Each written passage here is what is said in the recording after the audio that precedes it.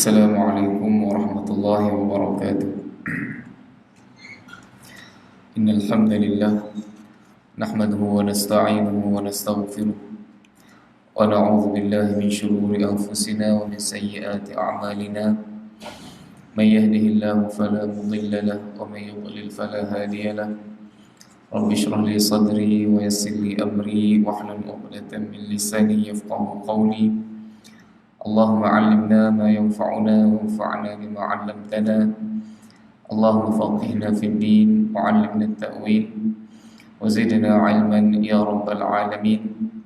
Subhanaka la 'ilma lana illa ma 'allamtana innaka antal 'alimul hakim. Wa la hawla wa la quwwata illa billahil 'aliyyil 'azim. Alhamdulillah, syukur kepada Allah Subhanahu wa taala. Pagi ini kita dapat berhimpun, berada dalam rumah Allah, berjemaah dan berada dalam satu majlis ilmu. Jadi pagi ini kita nak sambung perbincangan berkenaan adab seluruh manusia terhadap Al-Quran pada muka surat 163. Muka surat 163. Iaitu pada tajuk penulisan Al-Quran pada bekas, dibasuh dan diberi minum kepada pesakit. Tulis Al-Quran pada bekas, dibasuh. Ini bekas itu dibasuh tempat ataupun kawasan yang ada kesan tulisan Al-Quran itu.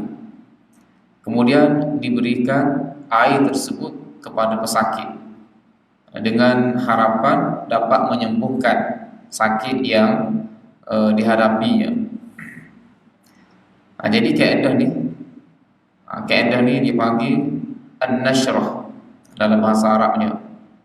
Dalam bahasa Arabnya dipanggil an-nashrah. Dalam bahasa Melayu mungkin kita tak biasa, saya sendiri pun tak biasa buat cara seumpama ni. Tapi dia ada nama dia, dipanggil kaedah pinggan putih. Kaedah pinggan putih. Jadi kalau ada seorang itu mengalami sakit demam ataupun seumpamanya, ada di kalangan ustaz yang gunakan kaedah ni untuk menyembuhkan ataupun untuk meruqyah pesakit tersebut. Untuk meruqyah pesakit tersebut, dia tulis ayat Al-Quran pada sebuah bekas, kemudian dikenakan bekas tersebut dengan air. Lepas tu air itu kesan daripada tulisan ayat Al-Quran diberikan minum kepada pesakit. Diberikan minum kepada pesakit. Jadi apakah hukumnya buat perkara seumpama tu? Jadi ulama berbeza pendapat tentang penulisan Al-Quran pada bekas, kemudian dibasuh dan diberi minum kepada pesakit, yakni an-nashrah. Hasan al-Basri, Mujahid, Abu Qilabah dan Al-Auza'i berkata, tiada masalah berbuat demikian. Akan tetapi An-Nakhai memakruhkannya. Memakruhkannya. Jadi masalah ni berlaku khilaf di kalangan ulama. Sehingga ada yang mengatakan ini adalah perbuatan bid'ah yang berasal daripada syaitan. Ibn al-Arabi kata ini bid'ah. Perbuatan ini perbuatan bid'ah yang tidak ada asalnya daripada Nabi SAW. Tapi ramai juga yang mengharuskan perbuatan seumpama ini. Dia termasuk dalam bab ruqyah.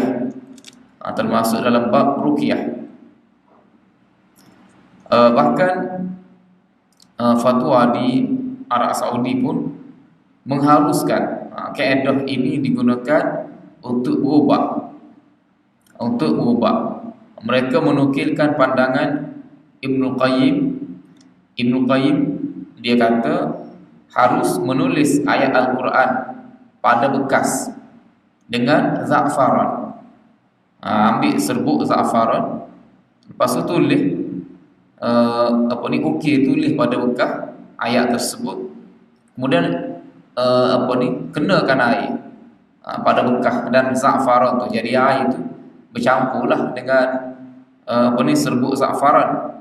Kemudian minum untuk menghilangkan sakit yang dihadapi.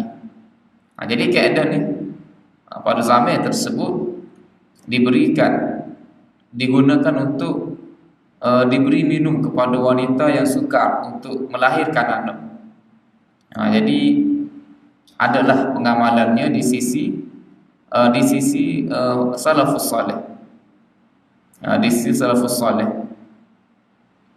Imam Nawawi sendiri dalam kitab dia Al-Majmu', kitab fiqh dia, dia kata perbuatan tersebut bukan suatu kesalahan menurut mazhab Asy-Syafi'i. Jadi sebab itulah dikemukakan bab seumpama ini dalam perbincangan berkenaan dengan Al-Quran ini. Maknanya perbuatan seumpama itu kita tidak boleh mengatakan ia perbuatan yang mempersenda ataupun menghina Al-Quran. Bahkan itu termasuk dalam bab mengambil manfaat daripada Al-Quran. Sebab salah satu fadilah kelebihan Al-Quran ini ialah dia boleh memberikan kesembuhan kepada sesuatu penyakit. Jadi termasuklah dengan cara guna kaedah ni.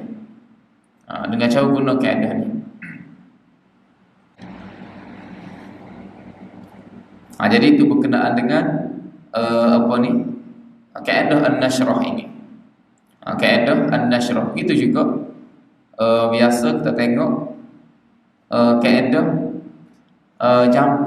jampi guna air. Guna air ruqyah menggunakan air, dibacakan Al-Quran, kemudian dihembuskan, ditiupkan pada air. Jadi kaedah ini pun diterima oleh ulama dan boleh diamalkan. Cuma jangan melampau lah.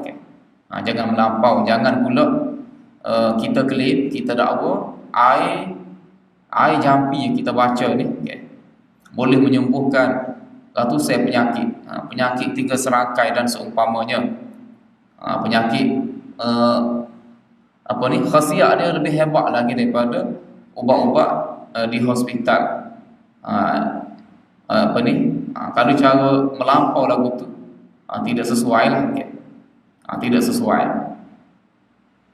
Dan walaupun kita jampi dengan air dan seumpamanya, dia ada syarat-syarat dia lah. Yang pertama kena guna ayat Al-Quran ataupun kena guna nama-nama Allah dan sifat-sifatnya. Yang kedua, menggunakan bahasa Arab dengan makna yang jelas. Walaupun guna ayat Quran, walaupun guna bahasa Arab, tapi kalau diterbalikkan lafaznya, itu tidak dibenarkan. Itu bermakna seorang itu bergantung dengan jin ataupun syaitan di sebaliknya untuk memberikan kesan kepada pesakit. Yang ketiga, meyakini jampi atau ruqyah itu tidak memberikan kesan dengan sendiri, tetapi berkesan dengan izin Allah. Jadi ini perbuatan, kita kata usaha fauqal asbab, yang di luar daripada sebab. Maknanya kita tak tahu pun bagaimana air yang diberikan boleh memberikan kesembuhan pada sakit yang dialami oleh seseorang. Kita tahu. Berbeza dengan ubat yang dimakan, yang diambil di hospital. Doktor boleh bagi tahu ubat ni begini-begini kesannya. Bila makan dia akan bertindak macam-macam. Adalah kaedah-kaedah dia boleh diterangkan oleh doktor. Itu dipanggil tahtal asbab. Kaedah perawatan dalam mengikut asbab yang difahami oleh kita. menggunakan ruqyah, air apa semua ni. Ini faqal asbab. Kita tak tahu bagaimana ayat-ayat tadi memberikan kesan kesembuhan bagi penyakit itu. Itu. Lepas tu tajuk seterusnya mengukir ayat Al-Quran dan nama-nama Allah pada dinding dan kain. Bahkan dalam bab dalam bab jampi tadi, dalam bab jampi tadi, kalau kita ambil sedikit upah daripada usaha kita tu, ia masih dibenarkan. Tapi jangan sampai segala penyakit semuanya masyarakat tumpu kepada kaedah ni. Sehingga sakit jantung pun kena pergi jumpa ustaz untuk ruqyah dan seumpamanya. Padahal jelas dah kaedah rawatannya. Lepas tu dalam bab mengukir ayat Al-Quran dan nama-nama Allah pada dinding dan kain. Dinding ni jelas lah. Pada zaman kita ni kain, zaman kita ni kita kata banner, poster dan seumpamanya. Menurut mazhab kami makruh mengukir ayat Al-Quran dan nama-nama Allah Ta'ala pada dinding dan kain. Atta' berkata tiada masalah menulis ayat Al-Quran pada kiblat masjid. Adapun menulis huruf Al-Quran, ini huruf bahasa Arab lah. Malik berkata tidak mengapa apabila ditulis pada kotak atau kulit dan disulam di atasnya. Jadi umumnya ayat Al-Quran, nama Allah makruh sebenarnya ditulis pada dinding, di dinding masjid ataupun di rumah. Di rumah kita sekarang ni bila orang buat pagar rumah, dia ukir Allah Muhammad, Allah sebelah kanan, Muhammad sebelah kiri ataupun atas. Dekat bumbung rumah dia di bahagian depan tu ada Allah Muhammad. Itu simbol rumah tu rumah orang Islam. Jadi perbuatan itu sebenarnya tidak menepati apa yang dipegang dalam mazhab Syafi'i oleh Imam Nawawi. Dia kata makruh perbuatan seumpama tu. Apatah lagi jika dalam masjid itu penuh. Jika dalam masjid itu penuh dengan ukiran-ukiran ayat-ayat Al-Quran. Jadi sebenarnya apa yang dilakukan oleh banyak pihak di tempat kita ni sekarang ni, boleh dikatakan hampir semua masjid baru yang dibuat, dia mesti ada ukiran-ukiran ayat Al-Quran penuh.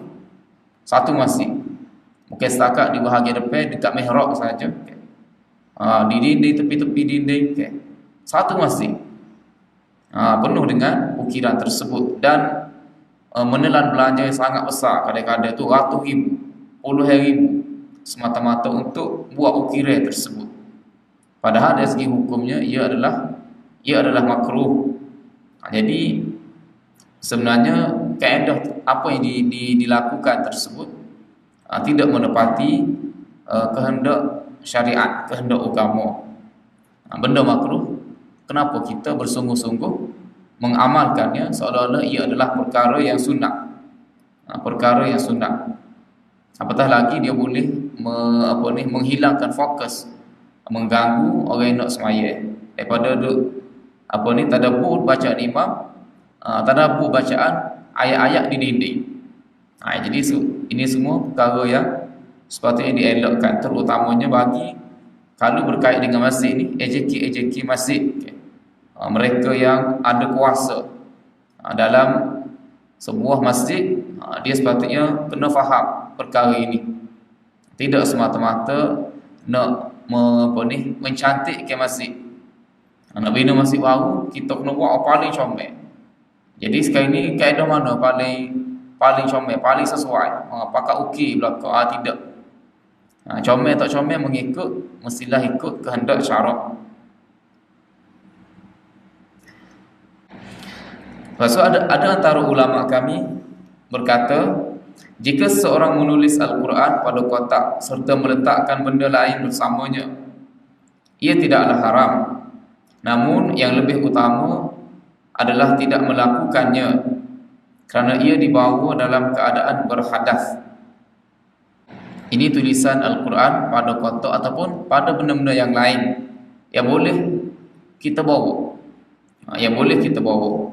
Jadi mengikut pandangan yang disebutkan di sini tidak haram.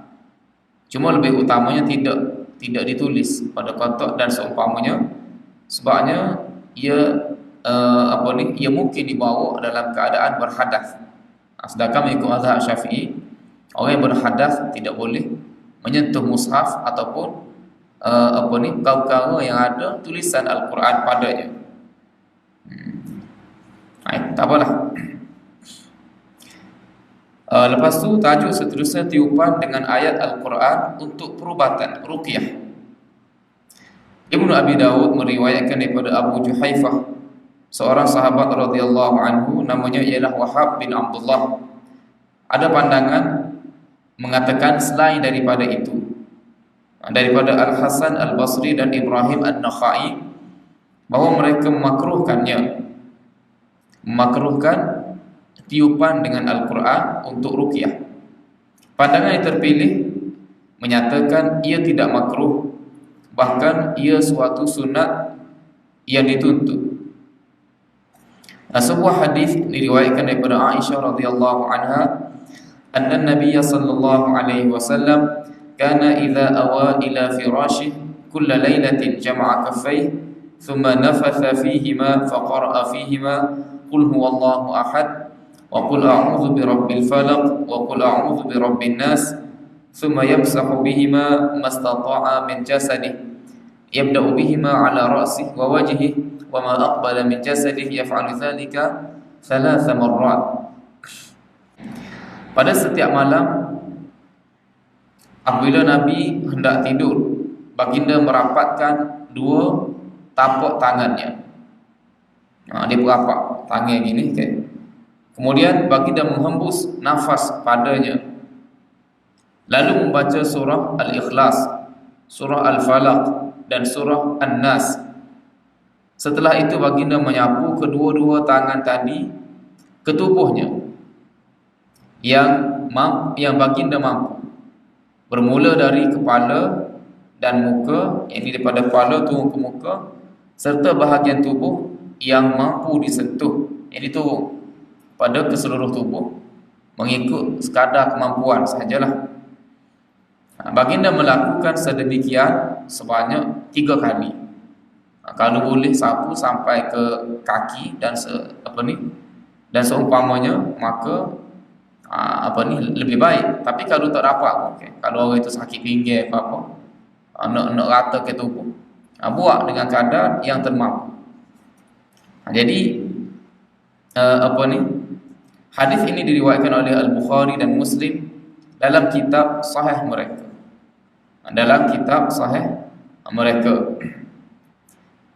Jadi perbuatan seumpama ini daripada Nabi sallallahu alaihi wasallam ini satu bentuk perlindungan daripada gangguan semasa tidur. Dan ini adalah sunnah Nabi sallallahu alaihi wasallam. Yang pula kita tengok buat gapo tu ke? Buat gapo tu? Pelik ni nampak ni. Baca-baca batu tiup hembus pada tangan dan tu sapu di seluruh tubuh. Tidak, ini adalah perbuatan Nabi sallallahu alaihi wasallam sebagai satu bentuk perlindungan daripada gangguan yang boleh berlaku semasa tidur. Banyak sebenarnya gangguan semasa tidur ni. Bagi orang yang tidak diganggu sangat, alhamdulillah. Tapi bagi mereka yang selalu diganggu, selalu mengalami perkara yang menakutkan semasa tidur, jadi ini salah satu perkara yang dia perlu berikan tumpuan.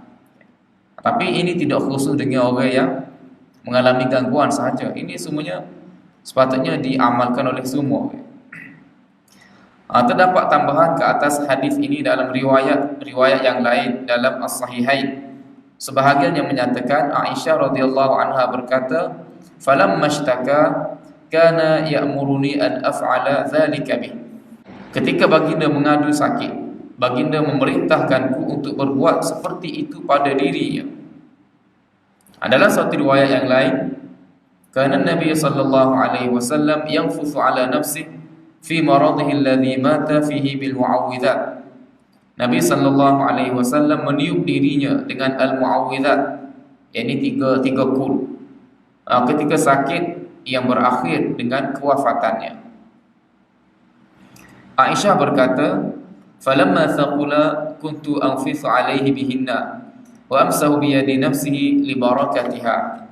Ketika baginda berasa berat, aku meniup baginda dengan al-muawwidzat, serta aku menyapu dirinya dengan tangan baginda sendiri, dengan sebab berkat yang ada padanya, dengan sebab keberkatan yang ada padanya. Dalam riwayat yang lain pula, kana idza ishtaka yaqra'u ala nafsi bil muawwidzat wa yanfuth. Apabila baginda mengadu sakit, baginda membaca al-muawwidzat ke atas diri sendiri dan meniupnya. Jadi kelebihan, fadilat tiup diri, an-nafs dipanggil, dengan membaca 3 kul ini. Bukan khusus semasa nak tidur, untuk elakkan gangguan semasa tidur sahaja. Bahkan bila kita sakit, kita rasa pening kepala, rasa panas tubuh nak demam ke seumpamanya, ini adalah salah satu cara yang Nabi sallallahu alaihi wasallam amalkan. Yang Nabi sallallahu alaihi wasallam amalkan. Ini apa ni? Ini termasuk dalam salah satu kelebihan Al-Quran. Wa nunazzilu minal Quran ma huwa shifa. Dan kami telah turunkan Al-Quran yang merupakan syifa, penyembuh. Ini berbeza dengan apa ni? Kitab-kitab yang lain. Tak ada kayak kitab-kitab yang lain yang ada kelebihan, yang ada apa ni? Yang ada kelebihan boleh memberikan kesembuhan kepada penyakit. Tak ada. Jadi kaedah-kaedah yang kita gunakan dalam bab ruqyah dengan Al-Quran ini sebenarnya menyerlahkan lagi kemuliaan Al-Quran. Menyerlahkan lagi kemuliaan Al-Quran. Wallahu a'lam lah dari segi saintifiknya, dari segi perubatannya. Kenapa ayat-ayat Al-Quran ini, surah Fatihah, surah Al-Mu'awwidzat seumpama ini, memberikan kesan kepada kesembuhan, memberikan kesan pada tubuh kita. Dari segi menyembuhkan penyakit, dari segi isti'azah dan seumpamanya. Mungkin sikit masa lagi, mungkin wallahu a'lam, mungkin sudah ada kajian yang boleh memberikan jawapan kepada kita tentang apa yang berlaku di sebalik itu. Cuma mungkin kita saja yang belum tahu. Itu. Tak apalah. Kita masuk bab yang ke-8, iaitu himpunan ayat dan surah yang sunat dibaca pada masa dan keadaan yang tertentu. Pada masa dan keadaan yang tertentu. Jadi bab ni sebenarnya sangat panjang lah. Jadi disebutkan oleh Imam Nawawi di sini sebagai pelengkap kepada kitab At-Tibyan ni. Sebagai pelengkap pada kitab At-Tibyan ni. Jadi dia kata membaca surah As-Sajdah, disunatkan bagi seorang membaca surah As-Sajdah secara lengkap selepas surah Al-Fatihah dalam rakaat pertama solat subuh pada hari Jumaat, dan surah Al-Insan secara lengkap dalam rakaat yang kedua. Ini sunnah Nabi sallallahu alaihi wasallam. Nabi melazimi amalan ini. Cuma para ulama mengatakan sebaiknya tidak dilakukan setiap minggu. Ada juga pada minggu-minggu tertentu kita baca surah lain, untuk mengelakkan orang awam yang jahil menganggap itu adalah satu perkara yang wajib. Jadi bila tak baca surah Al-Insan, surah As-Sajdah, mereka merasakan seolah-olah solat dia tidak sempurna, solat dia tidak sah. Jadi sebagai seorang imam, dia kena tahu, dia kena pandai lah. Baca beberapa minggu, kemudian baca surah lain. sekali atau dua kali, lepas tu baca balik surah As-Sajdah dan surah Al-Insan. Ini perlu diamalkan, terutamanya terutamanya di tempat-tempat yang terkenal, yang menegakkan sunnah Nabi sallallahu alaihi wasallam seperti tempat kita ni, okay. Sepatutnya sunnah-sunnah seumpama ini diberikan perhatian oleh imam. Jadi imam, okay, selain dia perlu memperbetulkan bacaannya, baca dengan tertib, baca dengan kuat dan seumpamanya. Dia juga perlu tahu surah-surah tertentu yang disunatkan dibaca dalam solat-solat yang tertentu. Dalam solat-solat yang tertentu. Ini ada disiplinnya. Tidak kata ikut suka dia nak baca surah apa. Jangan dia menuruti perbuatan kebanyakan imam masjid, hanya membaca beberapa ayat daripada setiap satunya, serta sengaja memanjang-manjangkan bacaan. Ada juga setengah-setengah orang, okay. Sebab kebiasaannya hari Jumaat ni baca panjang, jadi dia malah ataupun mungkin dia tak ingat tapi nak baca juga surah tersebut.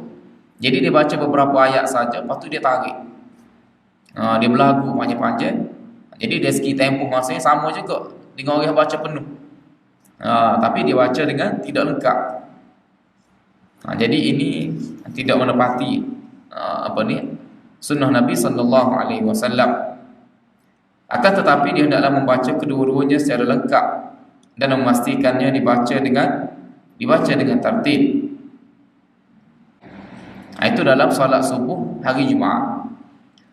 Lepas itu menurut sunnah dia hendaklah membaca surah Al-Jumu'ah secara lengkap dalam rakaat pertama solat Jumaat, dan surah Al-Munafiqun secara lengkap juga dalam rakaat yang kedua.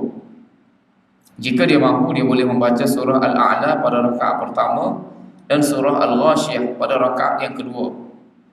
Dua cara ini adalah sahih daripada Rasulullah sallallahu alaihi wasallam, dan dia perlu menjauhi tindakan membaca sebahagian surah sahaja serta melaksanakan seperti yang telah kami kemukakan. Ini dalam solat Jumaat. Imam solat Jumaat, surah apa yang dia perlu baca mengikut sunnah Nabi? Rakaat pertama disunatkan baca surah Al-Jumu'ah. Rakaat kedua baca surah Al-Munafiqun ataupun baca surah Al-A'la dan baca surah Al-Ghashiyah. Itu lebih pendek sikit.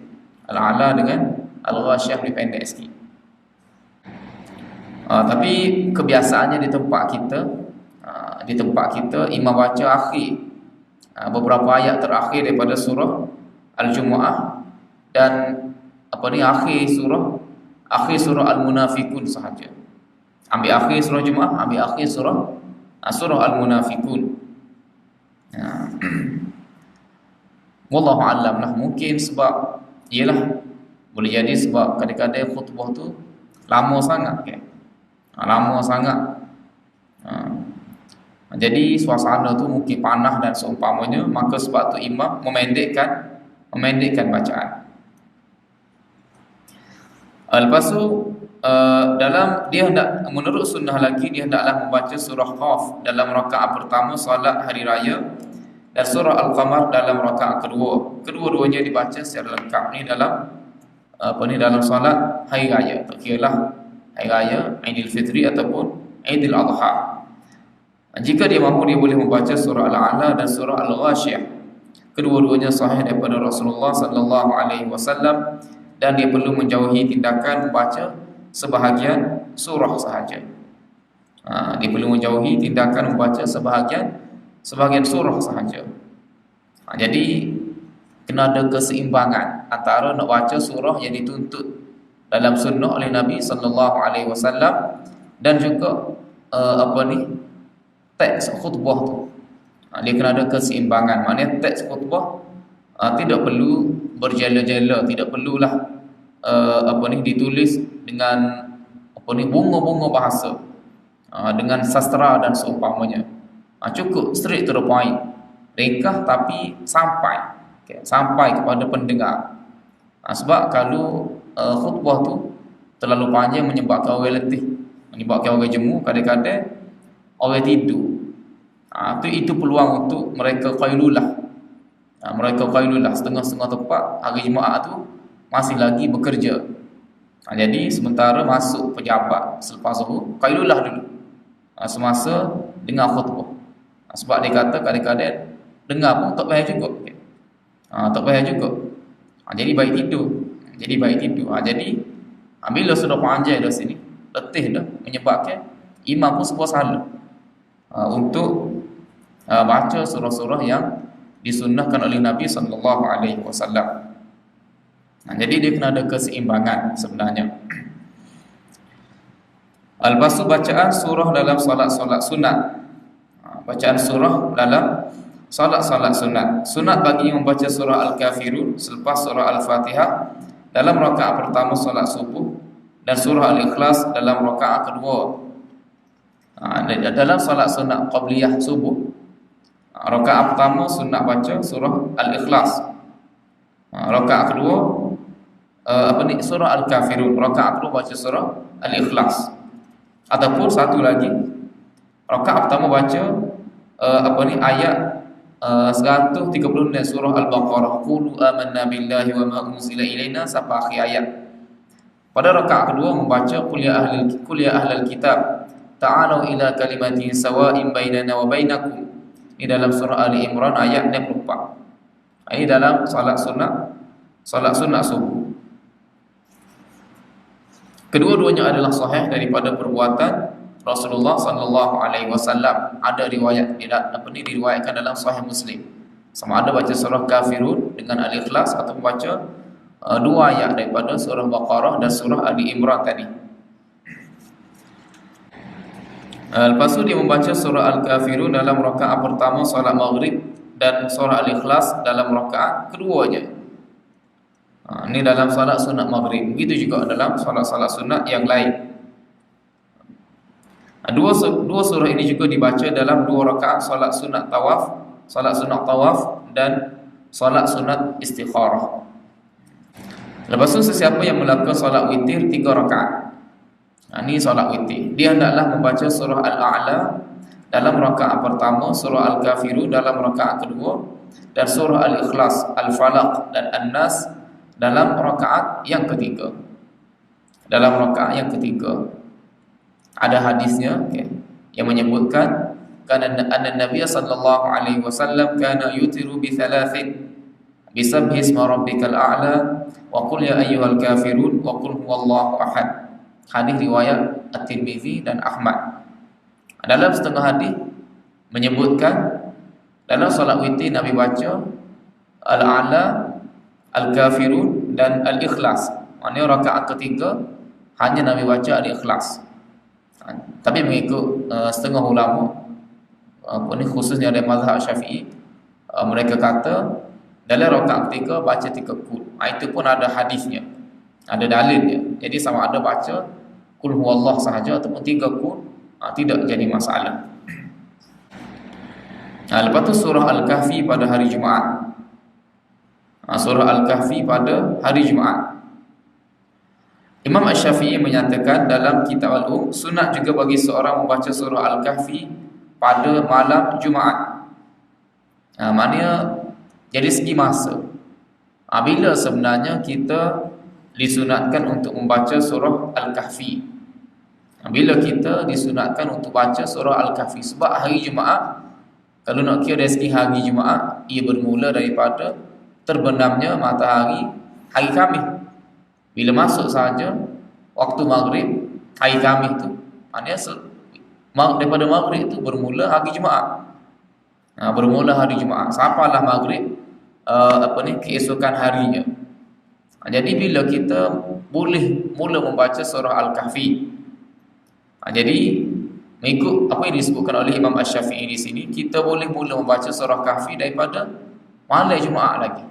Maknanya daripada maghrib malam itu sehinggalah masuknya waktu maghrib keesokan hari. Itu dari segi waktunya. Lepas tu hadisnya, Man qara'a suratal kahfi lailatal jumu'ah adha'a lahu minan nur fima bainahu wa bainal baitil atiq. Sesiapa yang baca surah Al-Kahfi pada malam Jumaat, cahaya akan meneranginya di kawasan antara dirinya dengan Al-Baitil Atiq, dengan Ka'bah. Dalam satu hadis yang lain, man qara'a suratal kahfi fi yaumil jumu'ah adha'a lahu minan nur ma bainal jum'atain. Sesiapa yang membaca surah Kahfi pada hari Jumaat, Allah Ta'ala akan menerangi cahaya untuknya antara dua Jumaat. Daripada satu Jumaat pada satu Jumaat, Allah Ta'ala akan menerangi untuknya cahaya. Jadi apa maksud? Apa maksud adha'a lahu minan nur? Bagaimana Allah Subhanahu wa Ta'ala memberikan cahaya kepada orang yang membaca surah Al-Kahfi. Bagaimana maksud dia? Jadi ada beberapa tafsiran di kalangan ulama berkenaan dengan baca surah Al-Kahfi ini, berkenaan dengan masalah ni. Jadi antara yang dinyatakan ialah Allah Ta'ala mencampurkan, menerangi seorang ini antara dua Jumaat. Allah Ta'ala mencampurkan cahaya dalam hati pembaca, ataupun Allah Ta'ala campurkan cahaya pada basirah dia. Basirah dia, yakni perhatiannya, penglihatannya dengan mata hati, sehingga dia nampak benda-benda baik sahaja. Sehingga dalam tempoh seminggu tu, kita kata antara satu Jumaat dengan satu Jumaat yang lain, dia lebih cenderung, lebih terdorong untuk melakukan perkara-perkara yang bertepatan dengan kehendak syarak. Allah Ta'ala lindungi daripada melakukan benda-benda yang maksiat. Ataupun ada juga ulama mengatakan Allah Ta'ala cahaya sini ni, iaitu cahaya yang naik bersama dengan amalan-amalannya, yang naik bersama dengan amalan-amalannya ke langit. Sebab amalan-amalan manusia ni dinaikkan secara rutin kepada Allah Subhanahu wa Ta'ala. Jadi setiap kali bertukar, malaikat bawa amalan kita kepada Allah Subhanahu wa Ta'ala, Allah Ta'ala akan menerangi menerangi amalan-amalan tersebut untuk pergi kepadanya. Dan banyaklah itulah beberapa tafsiran berkenaan dengan adha'a lahu minan nur ni. Adha'a lahu minan nur. Jadi dia ada kesannya lah. Dia ada kesannya di dunia ni. Dia ada kesannya di dunia ni. Al-Basu Ad-Darimi turut menyebutkan sebuah hadis tentang sunat membaca surah Hud pada hari Jumaat. Dan sebuah riwayat daripada Makhul, seorang tabi'in yang agung, menyatakan sunat membaca surah Ali Imran pada hari Jumaat. Pada hari Jumaat. Tapi surah-surah yang lain, surah Hud, surah Ali Imran, walaupun ada disebutkan dalam hadis, tapi hadis ini sebenarnya hadis yang dhaif jiddan, ataupun hadis maudhu'. Jadi tak payahlah kita beramal dengan dengan surah-surah seumpama ni. Bukan bermakna hari Jumaat tak boleh baca surah Ali Imran. Kalau kita sedang baca Al-Quran, kebetulan hari Jumaat kita sapa surah Ali Imran, bacalah. Cuma nak menyatakan dibacakan surah Ali Imran nak jadikan satu amalan tetap hari Jumaat baca surah Ali Imran. Itu tidak ada sunnahnya daripada Nabi sallallahu alaihi wasallam. Kalau ada pun daripada hadis yang dhaif jiddan ataupun maudhu'. Lepas tu amalan baca surah Yasin pada hari Jumaat, pada malam Jumaat, sehingga amalan ini berleluasalah di tempat kita ni. Di tempat kita hari Jumaat, malam Jumaat, tidak ada kuliah, tidak ada majlis ilmu. Bukan nak kata majlis ilmu tu wajib. Bukan nak kata majlis itu wajib. Cumanya besar sangat perhatian masyarakat pada amalan ini, menyebabkan antara maghrib dengan isyak tu sepatutnya tempoh yang ada tu lebih sesuai kita buat majlis ilmu. Mereka isi dengan baca Yasin beramai-ramai. Baca Yasin beramai-ramai. Kahfi tak baca pun, okay. Sebab Kahfi lebih panjang daripada Yasin. Kahfi setengah juzuk. Setengah juzuk, 10 muka surat lebih. Yasin 5 muka surat saja. Jadi itu sebenarnya satu amalan yang tidak ada asas daripada Nabi sallallahu alaihi wasallam. Tidak perlu dikhususkan nak baca surah Yasin pada malam Jumaat. Pada malam Jumaat. Jadi sebab itulah sesuatu yang bercangkuh dengan sunnah ni, okay. Dia tidak boleh diberikan ruang. Dia tidak boleh diberikan ruang. Jika kita berikan ruang kepada amalan-amalan yang bercangkuh dengan sunnah ni, secara automatik amalan yang sunnah akan terpendam, akan tenggelam, tidak akan diketahui oleh masyarakat.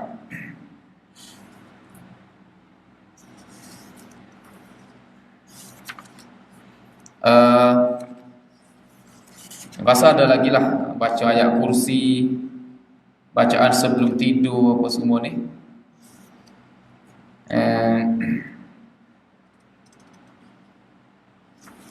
Bacaan bangun tidur, bacaan Al-Quran di sisi orang sakit. Ada lagi beberapa tajuk ni. Cuma akhir sekali saya nak bincang ayat kursi apa semua ni. Saya rasa kita semua kita sudah maklum dah ni. Dan sebahagian daripada bab bacaan ayat-ayat tertentu pada tempat-tempat tertentu ni, kita sudah lalui di bab-bab di hadapan ni. Cuma kita nak fokus pada ayat tajuk terakhir surah yang dibaca di sisi si mati. Dekat orang mati. Dekat orang mati. Jadi ulama mazhab kita dan selain mereka berkata sunat dibacakan surah Yasin di sisi si mati berdasarkan hadis Ma'qil bin Yasar daripada Rasulullah sallallahu alaihi wasallam, sabda baginda, Iqra'u Yasin ala mautakum. Bacalah surah Yasin ke atas mereka yang telah mati dalam kalangan kamu. Dalam kalangan kamu. Hadis ini diriwayatkan oleh Abu Daud, An-Nasa'i dalam kitab Amalul Yaum wal Lailah dan Ibnu Majah dengan sanad yang lemah. Dengan sanad yang lemah. Mujahid meriwayatkan daripada Asy-Sya'bi katanya kanatil ansar idza hadaru qara'u 'indal mayyit surat al-Baqarah. Apabila orang Ansar datang kepada orang mati, mereka membaca surah Al-Baqarah di sisinya. Namun Mujahid adalah seorang perawi yang lemah, wallahu alam. Jadi ada dua hadis berkenaan dengan surah yang nak dibaca dekat orang mati. Dekat orang mati. Yang pertama berkenaan dengan baca surah Yasin, yang kedua baca surah Al-Baqarah. Baca surah Al-Baqarah ni hadis yang lemah sebenarnya. Cuma kita nak bincang berkenaan dengan bacaan surah Yasin sebab ini biasa diamalkan di tempat kita. Biasa diamalkan di tempat kita. Sini Imam Nawawi kata hadis ni hadis yang lemah. Tapi dalam kitab Sunan Abi Daud, Sahih Ibn Hibban, mereka mengatakan hadis ini hadis yang sahih, hadis yang salih, hasan dan seumpamanya. Jadi ada asasnya lah berdasarkan hadis ni. Cumanya dan kalau kata hadis ni lemah sekalipun, dia ada syawahid, dia ada hadis-hadis lain yang menjadi sokongan kepada hadis baca surah Yasin ni. Pada hadis baca surah Yasin. Jadi cuma tafsiran berkenaan dengan baca surah Yasin kepada si mati. Kepada si mati, mautakum sini apa maksud? Apa maksud? Adakah kepada orang yang sudah mati ataupun orang yang sedang nazak nak mati? Ataupun orang yang sedang nazak nak mati. Jadi Uh, jadi ada dua tafsiran lah. Pendapat pertama mengatakan membaca Yasin kepada orang yang yang sedang nazak nak mati. Pendapat pertama mengatakan baca Yasin sini baca Yasin kepada orang yang sedang nazak nak mati. Apa fungsinya? Apa fungsinya? Fungsinya ialah untuk mempermudahkan orang itu pergi. Orang itu pergi. Ada hadis riwayat Ahmad Haddatsanil masyikhah annahum hadaru Udhaif ibn al-Harith al-Thumali hina ishtadda sawqu faqala hal ahlu minkum yaqra'u Yasin qala faqara'aha Salih ibn Shuraih as-Sakuni falamma balagha 40 minha qubida qala wa kana al-masyikhah yaqulun idza quri'at 'inda al-mayyit khuffifa 'anhu biha. Maksudnya telah menceritakan kepadaku para syekh guru bahawa mereka menghadiri Udhaif bin Al-Harith. Ini dalam Musnad Ahmad. As-Sumali ketika beliau sedang menghadapi sakit nak mati, maka dia berkata, apakah ada di antara kalian yang mahu membaca surah Yasin? Maka Salih bin Shuraih as-Sakuni membaca Yasin. Bila sampai ayat yang ke-40 lalu Udhaif wafat. Dia Safwan juga berkata, para guru mereka berkata apabila dibacakan di samping orang yang hendak meninggal, yakni dibacakan Yasin, nescaya Allah akan meringankan baginya disebabkan dengan bacaan tersebut. Maknanya ini pun satu bentuk satu bentuk keringanan, meringankan mempermudahkan kematian walaupun tidak sampai tahap menyembuhkan. Sebab mati ini tak ada ubat, tak ada penawar. Jadi tapi ia boleh meringankan. Itu fungsi dibacakan surah Yasin kepada orang yang nazak nak mati. Adapun bagi mereka yang kata baca surah Yasin kepada orang yang sudah mati, itu bagi mereka sebagai sedekah pahala lah. Untuk sedekahkan pahala bacaan Yasin kepada orang yang sudah mati, orang yang telah meninggal tadi. Itulah perbezaannya lah. Cumanya lebih kuatnya, lebih tepatnya tentulah kita kata yang pertama, baca Yasin kepada orang yang nak mati, bukannya orang yang telah mati. Tak apalah. Lepas sebab yang terakhir penulisan Al-Quran dan memuliakan mushaf. Ini insya-Allah kita sambung kemudian. Wa akhiru da'wana alhamdulillah.